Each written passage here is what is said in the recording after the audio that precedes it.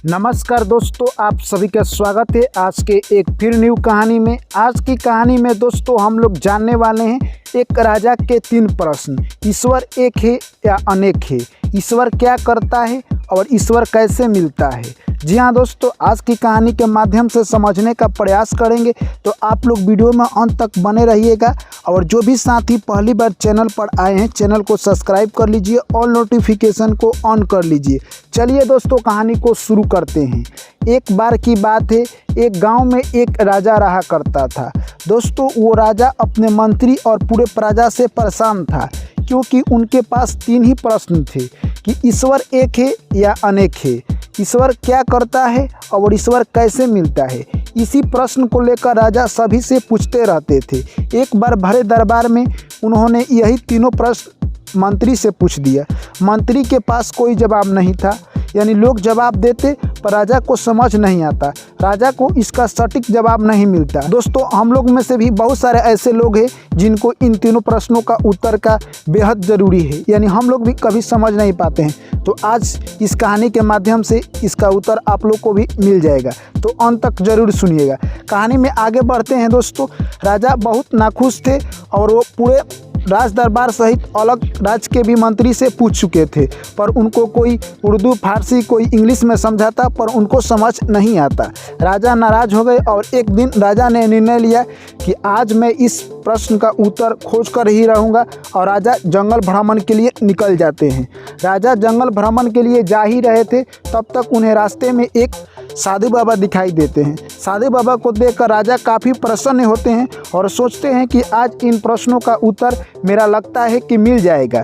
यानी वहीं पर साधु बाबा के पास जाते हैं और प्रणाम करते हैं और बोलते हैं, हे साधु बाबा, मेरे मन में 3 सवाल चल रहे हैं, अगर आप इनका उत्तर देने का प्रयास करते तो मेरा जीवन धन्य हो जाता। इतने में साधु बाबा कहते हैं, हे वत्स, बोलो तुम्हारा कौन सा प्रश्न है? इतने में राजन कहते हैं कि मेरा पहला प्रश्न है कि ईश्वर एक है या अनेक, मेरा दूसरा प्रश्न है कि ईश्वर क्या करता है, और मेरा तीसरा प्रश्न है कि ईश्वर कैसे मिलता है। यह प्रश्न सुनते ही साधु बाबा कहने लगे कि इसका उत्तर बहुत आसान है, मैं इस प्रश्न का उत्तर अभी भी दे सकता हूँ, मगर मैं तुम्हें ही बताऊंगा तो इससे अच्छा नहीं होगा। अगर मैं कल तुम्हारे राज दरबार में आकर पूरे सभा में बताऊंगा, इस प्रश्न का उत्तर बहुत सारे लोगों को पता चल जाएगा और बहुत सारे लोग इससे संतुष्ट भी होंगे। इतने में राजन कहने लगे, ठीक है, तो साधु बाबा कल आप आइएगा। और राजन आगे चले जाते हैं जंगल में और घूमकर चले आते हैं।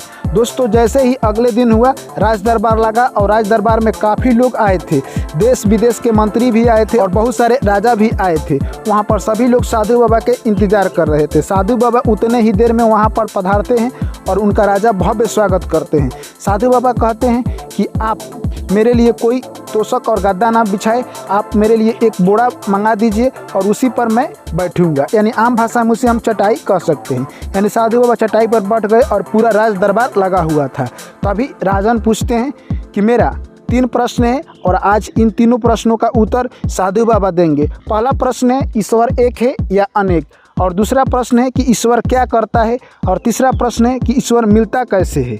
यानी तीनों प्रश्न को सुनकर सभी लोग चौंक गए। उतने में साधु बाबा कहते हैं कि आप मेरे लिए कुछ सोने की गोली मंगवाइए। राजन मंत्री को आदेश देते हैं और कुछ ही देर में सोने की गोली आ जाती है। सोने की गोली लेकर साधु बाबा उसको काउंटिंग करने लगते हैं। उतने में राजन बोलते हैं कि साधु बाबा आप इसे गिन नहीं पाइएगा, क्योंकि ये बहुत मात्रा में है। उसके बाद कहते हैं साधु बाबा कि हे राजन, तुम मेरे पास आ जाओ और इस सोने की गोली है, इसको तुम काउंट करो। उसके बाद राजन एक गोली उठाते हैं और एक दूसरे टोकरी में रख देते हैं, बोलते हैं 1।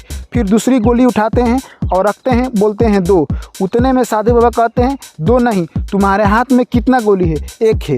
पर वो राजन कहते हैं नहीं, ये दूसरा गोली हुआ। उसके बाद फिर साधु बाबा कहते हैं नहीं, ये 1 है। उसके बाद राजन गोली को दूसरे टोकरी में रख देते हैं और फिर तीसरी गोली उठाते हैं और बोलते हैं 3। फिर साधु बाबा कहते हैं नहीं, ये तीसरा गोली नहीं हुआ, तुम्हारे हाथ में तो 1 ही है। उसके बाद राजन को समझ नहीं आता है कि साधु बाबा कहना क्या चाहते हैं। तो फिर साधु बाबा कहते हैं कि तुम उस गोली को रख दो उसमें, अभी तक तुम कितने गोली काउंट कर पाए? तो राजन कहते हैं कि अभी तक मैंने 3 गोली को काउंट किया। उसके बाद कहते हैं साधु बाबा कि यही तो तुम्हारा भ्रम है, ये 3 गोली नहीं नहीं है, एक ही गोली है। जब तुम सोने की गोली गिन रहे थे तो तुम्हारे हाथ में एक ही गोली आता है, पर तुम उसको काउंट कर कर 3 बता रहे हो। ठीक उसी प्रकार भगवान एक ही है, उनका रूप अलग अलग है। अलग अलग रूप, अलग अलग धर्म के अनुसार लोग उनका पूजा पाठ करते हैं। भगवान तो सिर्फ एक ही है। भगवान एक है, उनका रूप अनेक है। तो तुम्हारा पहला प्रश्न का उत्तर मिल गया। इस प्रश्न का उत्तर सुनकर राजन काफ़ी खुश हो जाते हैं। उसके बाद साधु बाबा कहते हैं कि मुझे पीने के लिए 1 गिलास दूध आप सोने की गिलास में मंगवाइए। राजन आदेश देते हैं मंत्री को और सोने की गिलास में दूध आ जाता है। जैसे ही दूध आता है साधु बाबा उसमें उंगली डालकर कुछ ढूंढने लगते हैं। यह सब देखकर राजन बोलते हैं, साधु बाबा उस दूध में आप क्या ढूंढ रहे हैं? इतने में साधु बाबा कहते हैं कि मैं इसमें मक्खन ढूंढ रहा हूँ। तभी राजन कहते हैं कि आपको पता नहीं, मक्खन निकालने के लिए कुछ प्रोसेस करना पड़ता है, उसके बाद ही मक्खन निकलता है। तब साधु बाबा कहते हैं कि तुम्हारा दूसरा प्रश्न यही था कि भगवान कैसे मिलते हैं। तो जिस प्रकार यानी दूध को गर्म कर कर जमाया जाता है तब दही बनता है, और दही को मथने के बाद मक्खन निकलता है, उसे गर्म किया जाता है, तब शुद्ध मक्खन प्राप्त होता है। ठीक उसी प्रकार अगर हम भगवान को प्राप्त करना चाहते हैं तो सबसे पहले अपने मन पर काबू पाना पड़ेगा। उसके बाद हमें भक्ति में लीन होना पड़ेगा और हमारी भक्ति से प्रसन्न होकर भगवान हमें दर्शन देंगे। जिस प्रकार यानी मक्खन निकालने के लिए दही का कुछ प्रोसेस होता है, ठीक उसी प्रकार हमारे पास भी भक्ति का कुछ प्रोसेस होता है। सबसे पहले आपको मन को शांत करना पड़ेगा और मन को शुद्ध करना पड़ेगा। भगवान के प्रति आपको लगाव रखना पड़ेगा, तभी आपको भगवान का दर्शन होगा। उसके बाद साधु बाबा कहते हैं कि अब तुम्हारा तीसरा प्रश्न बच गया। साधु बाबा कहते हैं कि इस वक्त मैं गुरु हूँ या तुम?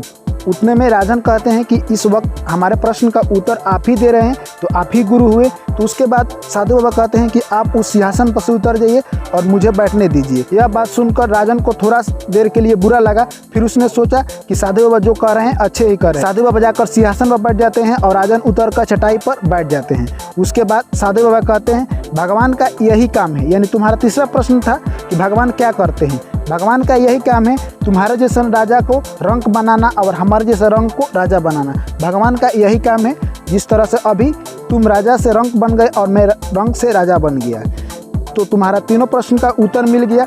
यह तीनों प्रश्न का उत्तर पाकर यानी वो राजा काफ़ी खुश हुआ और साधु बाबा को बहुत सारा धन दौलत दिया और कहा कि हे साधु बाबा, आपने धन्य कर दिया इन तीनों प्रश्नों का उत्तर देकर। ऐसा प्रश्न का उत्तर अभी तक कोई नहीं समझा पाया। यह सब बात सुनते ही साधु बाबा कहते हैं कि तुम अपने ज़िंदगी में बहुत उन्नति करोगे, और वहाँ से साधु बाबा फिर जंगल की ओर चल देते हैं। तो दोस्तों इस कहानी से हमें क्या सीख मिली? इस कहानी से दोस्तों हमें यही सीख मिलती है, जिस तरह हमें भगवान को प्राप्त करने के लिए सबसे पहले मन पर काबू करना पड़ता है, उसके बाद भगवान से स्नेह लगाना पड़ता है, उसके बाद भगवान प्राप्त होते हैं। तो जिस तरह दूध से मक्खन प्राप्त करने की प्रोसेस होता है, ठीक उसी प्रकार भगवान को प्राप्त करने का एक प्रोसेस होता है जिसको आपको फॉलो करना होगा। तो चलिए दोस्तों, ये कहानी आप लोगों को कैसी लगी कमेंट करके हमें जरूर बताएं। वीडियो अच्छा लगा है तो वीडियो को लाइक कीजिए, दोस्तों के साथ शेयर कीजिए, और चैनल पर पहली बार आए तो चैनल को सब्सक्राइब कीजिए। चलिए दोस्तों, आप लोग से मिलते हैं फिर अगली वीडियो में। ऐसे ही प्यार और सपोर्ट बनाए रखें। जय श्री कृष्ण, राधे राधे।